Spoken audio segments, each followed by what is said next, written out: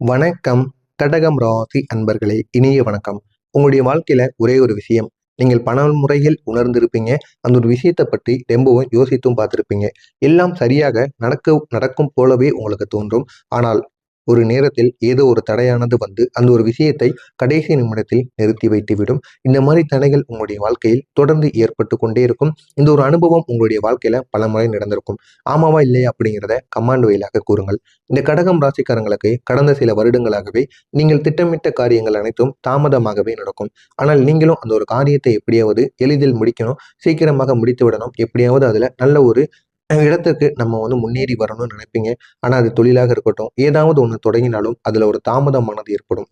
வேலை வாய்ப்புகள் உங்களுக்கு தள்ளி போய் கொண்டே இருக்கும். எது செய்தாலும் அது உங்களுக்கு நடக்கவே நடக்காது. முக்கியமா நீங்க நினைத்த காரியங்கள் எதுவாக வேண்டுமானாலும் இருக்கட்டும், அதை நீங்க நிறைவேற்றுவதற்காக எவ்வளவோ கஷ்டங்கள் பெற்றிருப்பீங்க. ஆனா அது அனைத்தும் நடக்காமல் தள்ளி போய் கொண்டே இருக்கும். தொழில் ஆரம்பிக்க நினைத்தாலும் தடைகள் உருவாகும். வீட்டில் அமைதியும் குறைந்து கொண்டே இருக்கும். இவையெல்லாம் ஒரு காரணமின்றி நடக்கவில்லை. ஜோதிட ரீதியாக பார்க்கும் பொழுது சனி பகவான் கிரகத்தின் சோதனை காலமாக அமர்ந்து கொண்டிருக்கிறார். ராகு கேதுவின் தாக்கம் மற்றொரு பக்கம். குடும்பம் மற்றும் மனதை சோதிக்கக்கூடிய கிரக நிலைகள் உங்களுக்கு ஏற்பட்டு கொண்டிருக்கிறது. இந்த 3 காரணங்களால் மட்டுமே பல காரியங்கள் உங்களுக்கு தாமதமாக்கி கொண்டே இருக்கு. ஆனால் நீங்கள் அதை பத்தி நினைக்காம, எனக்கு தான் ஏதோ ஒரு குறை இருக்கு, நான் அதிர்ஷ்டசாலி கிடையாது அப்படின்னு உங்களுடைய மனதிற்குள் தேவையில்லாத ஒரு கற்பனைகளை நீங்கள் நினைத்து வைக்கவே கூடாது. இது உங்களுக்கான ஒரு சோதனை காலம். இந்த ஒரு காலம் முடிந்ததுக்கு அப்புறம் தான் உங்களுடைய வாழ்க்கையில நீங்க இருக்கக்கூடிய நிலைமையிலிருந்து நீங்கள் நினைத்ததை விட இன்னும் 2 மடங்கு உயரத்திற்கு செல்ல முடியும். எனவே அது வரைக்கும் நீங்கள் பொறுமையாக இருப்பது உங்களுக்கு மிகவும் முக்கியம். இந்த குலதெய்வ வழிபாடு இல்லாததால் ஏற்பட்ட பிரச்சனைகள் உங்களுக்கு என்ன தெரியுமா? குலதெய்வத்தை நம்ம மாதத்திற்கு ஒரு முறையாவது வழிபட வேண்டும். ஆனால் நீங்க குலதெய்வத்தை வழிபடாம இருப்பீங்க. இதனால உங்களுக்கு தொடர்ந்து பிரச்சனைகள் ஏற்பட்டு கொண்டே இருக்கும்.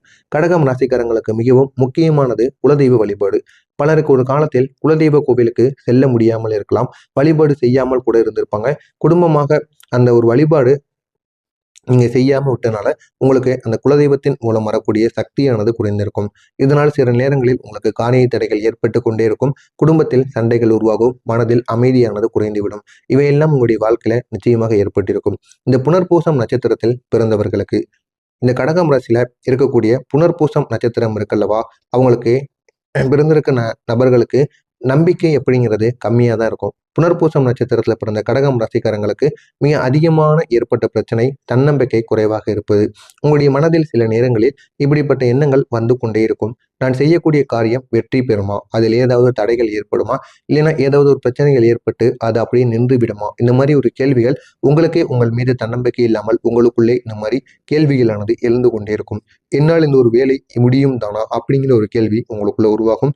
யாராவது உதவி செய்தால்தான் என்னால் அதை முன்னேற முடியும் அப்படிங்கிற ஒரு எண்ணம் உங்களுக்குள்ள இருக்கும். யாராவது ஒரு முன்னேறிய நபர் உங்களுக்கு தெரிஞ்சது அப்படின்னா அவங்கள்ட்ட போய் நீங்க உதவி கேட்பீங்க. என்னை முன்னேற்றி விடுங்க, எனக்கு உதவி பண்ணுங்க அப்படின்னு.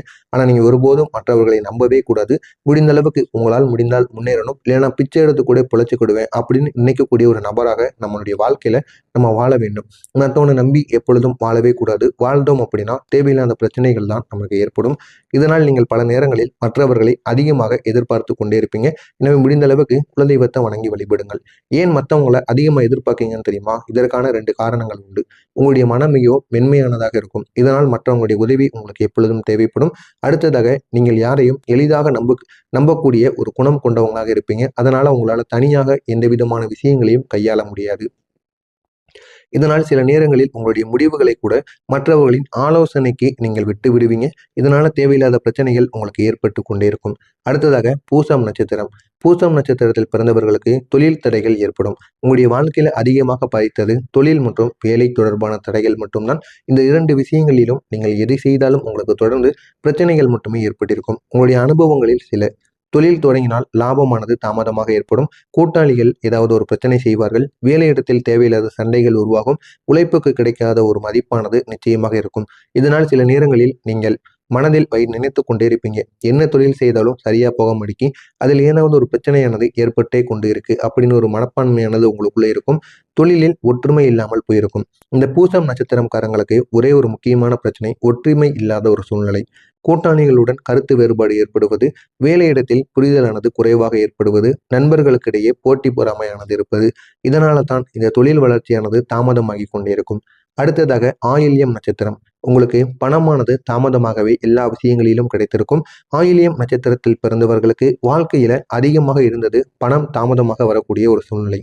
உதாரணமா சொல்லணும் அப்படின்னா, கொடுத்த கடன் கூட உங்களுக்கு திருப்பி கிடைக்காது. அது தெரிந்த நபரிடம் கொடுத்தாலும் சரி, தெரியாத நபர்கள், நண்பர்கள் யாரிடம் கொடுத்தாலும் உரிய நேரத்தில் உரிய பணமானது உங்களுக்கு மீண்டும் வராது. கொடுத்த பணத்தை விட தெரிந்த நபர்களுக்கு நீங்க 1,00,000 கொடுத்தீங்க அப்படின்னா 80,000 இல்லைன்னா 90,000 மட்டுமே வரும். மீதி 10,000 இந்தா தரேன், அந்தா தரேன்னு இழுத்தடித்து உங்களிடம் கொடுக்காமலே போயிருவாங்க. செய்கின்ற வேலைக்கு சம்பளமும் உங்களுக்கு உடனே வந்து சேராது. தாமதமாகத்தான் வந்து சேரும். வரவேண்டிய தொகை நீண்ட நாட்கள் கழித்து தான் உங்களுக்கு வந்து காத்து கொண்டிருக்கும். இப்படிப்பட்ட பிரச்சனைகள் உங்களுடைய வாழ்க்கையில ஏற்பட்டு கொண்டே இருக்கும். எனவே இந்த ஒரு நேரங்கள்ல நீங்க மிகவும் மன அழுத்தத்துல இருக்கக்கூடிய ஒரு சூழ்நிலையானது உங்களுக்கு நிச்சயமாக உருவாகும். உங்களுக்கு மரியாதை குறைந்த அனுபவங்கள் இருக்கும். இந்த ஆயில்யம் நட்சத்திரத்தில் பிறந்தவர்களுக்கு சில நேரங்களில் குடும்பத்தில் உங்களுடைய வார்த்தைகளுக்கு மதிப்பானது குறைவாகவே இருக்கும். வேலையிடத்திலும் மதிப்பானது குறைந்து கொண்டே இருக்கும். நண்பர்கள் தவறாக உங்களை புரிந்து கொள்வார்கள். இதனால் உங்களுடைய மனதில் ஒரு காயமானது இருந்து கொண்டே இருக்கும். இது உங்களுடைய வீட்டில் நிச்சயமாக ஏற்படும். இதுக்கப்புறம் இந்த கடகம் ராசியில இருக்கக்கூடிய வீட்டு பிரச்சனைகள் என்ன தெரியுமா? கடகம் ராசிக்காரங்களுக்கு மிகவும் முக்கியமானது குடும்பத்துக்கான ஒரு அமைதி. ஆனால் சில காலங்களில் கணவன் மனைவி இடையே கருத்து வேறுபாடுகள் உண்டாகி கொண்டிருக்கும். பணம் தொடர்பான பிரச்சனைகளும் உருவாகும். உறவினர்களுக்குள் தேவையில்லாத தலையீடுகளானது ஏற்படும். இதனால் வீட்டில் மன அழுத்தமானது அதிகரித்து கொண்டே இருக்கும். இதனால் தேவையில்லாத பிரச்சனைகளானது ஏற்படும். இது அனைத்தும் நடந்ததா இல்லையா அப்படின்னு 3 நட்சத்திரம் நபர்களும் நிச்சயமாக கமெண்ட் வழியாக கூறுங்கள். நானும் தெரிந்து கொள்வேன். ஆனால் இனிமேல் உங்களுடைய வாழ்க்கை எப்படி தெரியுமா மாறும்? இதுவரை நீங்கள் சந்தித்த பல பிரச்சனைகள் மெதுவாக முடிவுக்கு வரும். ஆனால் உடனே முடிவுக்கு வராது. மெல்ல மெல்ல தான் முடிவுக்கு வரும். இனி உங்களுடைய வாழ்க்கையில மன அமைதியானது திரும்ப கிடைக்கும். குடும்பத்தில் ஒரு புரிதலானது அதிகரிக்கும். பணநிலையானது உங்களுக்குள்ள மேம்படும். இது அனைத்தும் நிச்சயமாக உங்களுடைய வாழ்க்கையில நடக்கும். இது நடந்து உங்களுடைய வாழ்க்கை இன்னும் மேல் நோக்கி செல்லும். எனவே வரக்கூடிய இந்த ஒரு நாள் உங்களுடைய கிரகநிலைகள் மெல்ல மெல்ல உங்களுக்கு ஒரு மாற்றத்தை உருவாக்கும். உங்களுடைய கிரகநிலைகளின் விளைவாக தடைப்பட்ட காரியங்கள் அனைத்தும் நடக்க ஆரம்பிக்கும். நல்ல நல்ல செய்திகள் உங்களை தேடி வரும். உங்களுடைய முயற்சிக்கு பலனானது உங்களுக்கு கிடைக்கும். இந்த 3 நட்சத்திரம் நபர்களுக்கும் இருக்கக்கூடிய பிரச்சனைகள் அனைத்தும் முழுமையாக தீரும். முதலாவது புனர்பூசம் நட்சத்திரம். தன்னம்பிக்கையானது உங்களுக்குள்ள அதிகரிக்கும். நீங்கள் எடுக்கக்கூடிய முடிவுகள் அனைத்தும் உங்களுக்கு வெற்றியை ஏற்படுத்தி கொடுக்கும். இரண்டாவதாக பூசம் நட்சத்திரம். தொழிலில் ஒரு முன்னேற்றமானது கிடைக்கும். புதிய வாய்ப்புகள் உங்களை தேடி வரும். மூன்றாவதாக ஆயில்யம். தாமதமான பணமானது உங்களுக்கு கிடைக்கும்.